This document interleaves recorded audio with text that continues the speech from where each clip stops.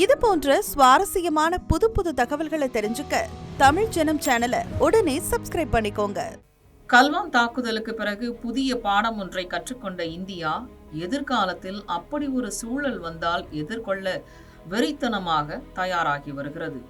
கடந்த 2020ஆம் ஆண்டு எல்லையில் உள்ள கல்வான் பள்ளத்தாக்கு பகுதியில் இந்திய மற்றும் சீன ராணுவ வீரர்களிடையே ரோந்து பணியின் போது வாய் வாக்குவாதம் முற்றி கைகலப்பில் இறங்கினர். காரணம், பொதுவாக இரு நாட்டு இராணுவங்களும் முடிந்த அளவு நேரடி யுத்தத்தை தவிர்த்து விடுவதால் இப்படி அடிக்கடி கைகலப்பில் ஈடுபடுகின்றனர்.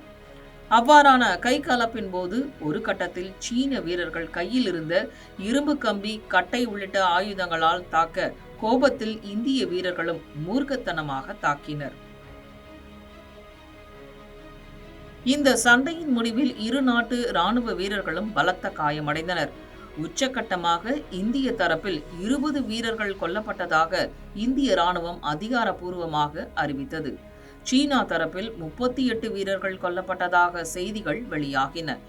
இந்த நிலையில்தான் இதுபோன்ற ஆயுதமற்ற மோதல்களை எதிர்கொள்ள இந்திய ராணுவம் இப்போது முழுவீச்சில் தயாராகி வருகிறது.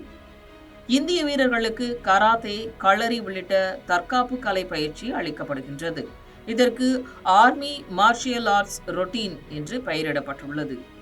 அதன்படி இந்திய ராணுவத்தில் உள்ள அனைத்து வீரர்களுக்கும் இந்திய பாரம்பரிய தற்காப்பு கலைகளுடன் டேக்வாண்டோ, குத்துச்சண்டை, ஜியோ ஜிட்சு, மூவே தாய் உள்ளிட்ட நவீன தற்காப்பு கலைகளும் ஆயுதங்களை பயன்படுத்துவது குறித்தும் பயிற்சி அளிக்கப்படும்.